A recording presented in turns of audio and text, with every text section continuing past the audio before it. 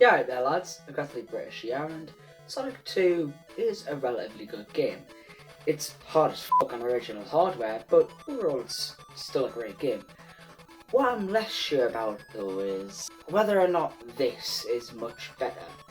Last time I reviewed Sonic 1 on the Master System, and I came to the conclusion that it was an alright, if a bit janky version of its 16-bit brother. So will this be as good, if not even better than its 16-bit counterpart? Let's find out.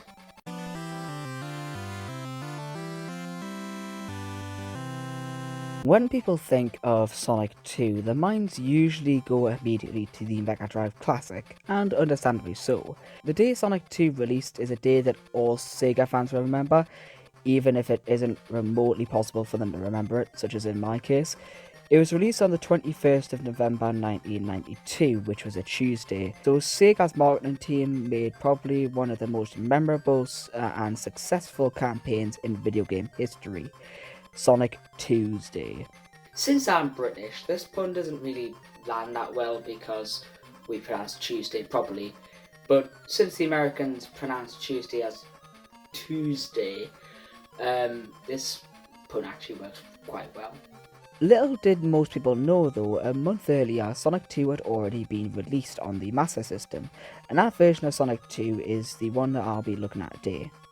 So with that said, I'm just getting straight into this shit and hoping to God that this is at least as good as the Mega Drive version. So yeah, let's get into it. First of all, the story. You thought there'd be story in this game, didn't you? You fool. You buffoon. You dimwit. You absolute bloody numbskull. Alright, I think I get it. Bloody hell, not you again. Who the f*** even are you and how do you keep getting in my house? I'm you. But screen crunched. Yeah, you said that last time, but that doesn't answer my question. Oh yeah, cool, just disappear and leave the bloody video screen crunched again! Oh, I swear to God. I've really got to do something about that guy. Right, where was I? Oh yeah, the story. The story has been completely overhauled in this version. Instead of a rehashing of the original game's plot, Robotnik collecting animals to build an army while getting the 7 Chaos Emeralds and Sonic and his new friend Miles Tails Prower have to stop him. Instead of that nonsense again, as told through an opening cutscene when you start the game, Robotnik more or less just says f*** it and straight up kidnaps Tails, and now you, as Sonic, have to rescue him. Somewhat dark subject matter aside, I like that this version of the game has its own unique story. It's good that these Master System and Game Gear games are setting themselves apart from the Mega Drive ones and really carving their own separate identities. That's enough about the story. Let's get to the graphics. With the Master System being an 8-bit system, there's some very obvious limitations that this game is going to have to work around. Because of that, it's definitely not going to look anywhere near as good as the Mega Drive version. Despite that though, it still manages to look pretty damn good in its own right. Each of the 7 zones that are included in this version are completely unique from the Mega Drive one. In fact, apart from the name, the 8-bit and Mega Drive versions have absolutely nothing in common. The zones also have their own very unique looks and playstyles, but I'll get onto that when it's necessary. Based on the title screen, it looks like we're in for a treat because we've upgraded from a black void to a blue void, so that's a good start. It's kind of weird that Tails is still on the title screen right next to Sonic despite not being a playable character, but whatever, I'll go with it if it means a good game. Tails is also on the intro card of each zone despite once again not being playable, but again, I'm just sort of going along with it. Now, let's completely seamlessly segue on into music. Just like the story, the music has been completely overhauled, with the 8-bit and Mega Drive versions not sharing a single track. These tracks are okay. Underground Zone's theme is good and somewhat memorable. The others though, they're okay. It's not like they're unbearable or anything, they're perfectly fine in their own right, but my problem lies with the sheer forgettability of them. I mean, just listen to Sky High Zone and tell us that you could hum this shit while walking down the street.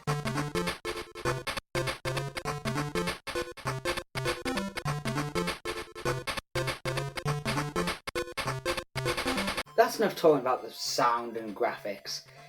Let's get on with the actual gameplay. Just like every Sonic game I've reviewed so far, this game's gameplay is totally identical to that of its predecessors. You can run, jump and collect rings which serve as a sort of health bar. Get hit and you'll lose all your rings and you'll scatter all over the place. Now if you watched my last review, you'd know that the 8-bit Sonic 1 removed a vital part of the Sonic gameplay, picking up rings when you lose them. This was a rather frustrating yet somewhat understandable exclusion, because maybe the Master System and Game Gear hardware just wasn't equipped for the number of sprites, or maybe the system wasn't powerful enough to animate the rings scattering all over the place. There were a multitude of reasons that the developers could have pulled out their asses to excuse it, but now I find the exclusion of it to be more of a product of perhaps tight deadlines, or at worst laziness. Why do I think that?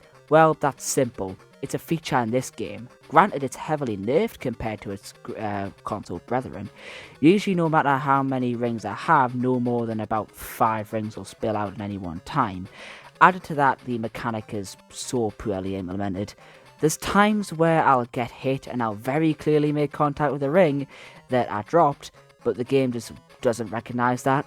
That's utter bullshit, but at least it's better than not having the fucking feature. While we're on the topic of rings, I hate the way the game registers them. What I mean by this is, for some f***ed up reason, you can't hold any more than 99 rings at a time. Whenever you collect 100 rings, these 100 rings just kind of disappear and the counter is reset, almost as if you automatically bought an extra life or something. I do not like this system of collectibles. Now, there are some games that have a very similar system to this. Probably the best example I can think of off the top of my head being the Mario series. However, the reason why I'm not complaining about its inclusion in the Mario games is because the coin counter doesn't double as Mario's fucking health bar. It's integral that Sonic has at least 1 ring so he can stay alive, so when the game just strips him of all his rings at a moment's notice, it leaves you vulnerable to enemy attack. With that rant aside though, the game itself is split up into 7 zones, each of which are further split up into 3 acts. The first 2 of these acts are your standard A to B platformer level, with Act 3 being a short platformer segment with a boss battle at the end. It's a pretty run-of-the-mill Sonic adventure when you look at the fundamental structure of the game, but when you dig into the actual zones, you'll find the Yorkshire pudding of this game. And as we all know, the Yorkshire pudding is the best part of a meal. Second only to, of course, a good cup of tea. Now with that visual metaphor out of the way, let's get on to the zones themselves. Underground zone. No, not underground zone, underground zone. It looks as if the game is rather determined to keep those 2 words apart. Underground Zone is not only rather unique as a starting zone for classic Sonic, it's also quite unique as a Sonic zone in general. In both acts, you more or less have a choice of either going under the ground or riding a minecart and just staying on the surface. It's quite a cool little inclusion that adds a bit of replay value. Also, just a small footnote about this zone, it's home to probably one of the funniest sprites in game history for me. I have no idea why I find this so funny, but it just is to us. Maybe it's just the way he looks or something. I don't know, it's just funny. Nonsensically hilarious sprite work aside, we actually get a rather unexpected twist at the end of Act 3.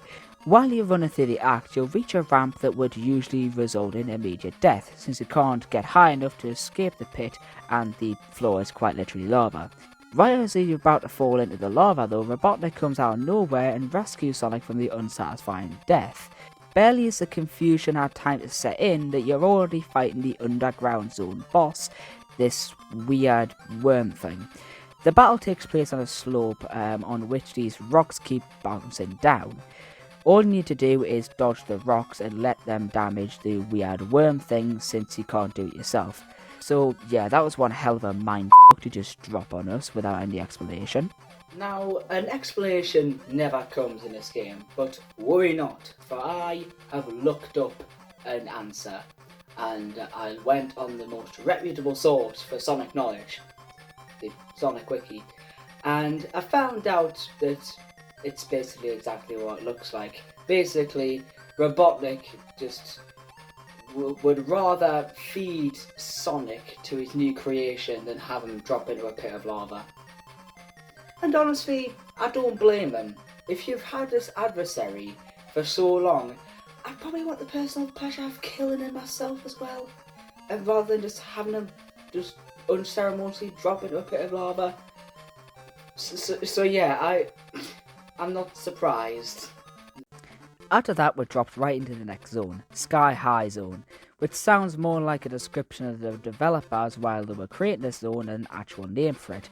And to be honest, I wouldn't be surprised if the devs were as high as a kite when they were designing the controls of this fucking hand glider. At first, I had absolutely no fucking clue how to operate this, and to be totally honest, it's really hard to describe how you control it. It's really just one of those things that you need to try for yourself to truly appreciate how shit it is. Kinda like Sonic 06, except with that game it's at least somewhat charming in all of its buggy, messy, unpolished glory.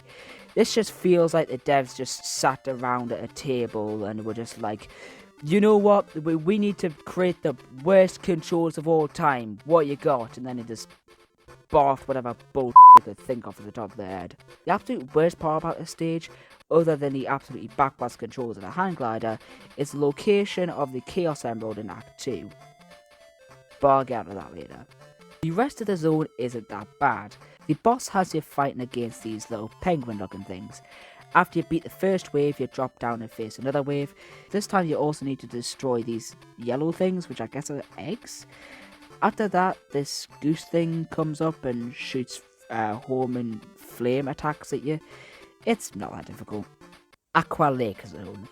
This zone is pure pain. If you thought the underwater controls in the original Sonic were bad, then oh boy have I got a treat for you. Not only is the traction fucked to a straight up ridiculous degree, the controls themselves are also so fucking slow that they're almost unresponsive at times. Pair this with an inescapable spike pit and you've got yourself a pretty shitty zone. The boss is okay, I guess. It's this seal looking robot who generates balls which he then throws at you. The trick here is to jump on him while he's still making the ball. It's a rather easy and, to be honest, kind of unsatisfying way of ending a rather frustrating zone. Green Hills Zone. Yeah, why they decided to put Green Hill Zone the 4th in the middle of the game instead of at the start is beyond me. It's a pretty standard zone, nothing special. There's actually loops in this zone, which I'm pretty sure are the first instances of loops in Sonic's 8-bit games, so that's cool. The boss though I'm not so fond of, mainly because the timing of when you can hit this boss is rather precise, but other than that it's alright. I don't really have much more to say about this zone, so let's move on. Gimmick Mountain Zone, or as the game likes to call it, Gimmick Mutt Zone. It is indeed a zone with a lot of gimmicks. Conveyor belts, moving platforms, the works. There's even some walls that you can just straight up phase through with no apparent reason. Oh, what a joy. The boss is decent. It's a spiky rhino looking thing that when it charges at you, it bonks its head on the walls, causing some debris to fall down. Just bonk them a few times and watch out for the debris. Scrambled Egg Zone. Now, I think it's at this point where I should talk about this guy's name. In Japan, Dr. Robotnik has always been referred to as Dr. Eggman, but it wasn't until Sonic Adventure in the West where Sonic mockingly referred to Robotnik as Dr. Eggman, where he actually got that name. And I guess Sonic Team just decided to stick with it from that point onwards. So this pun definitely would have worked a lot better in Japan, and probably most people outside Japan were probably like, what? Scrambled eggs? Okay. This zone is confusing as f***.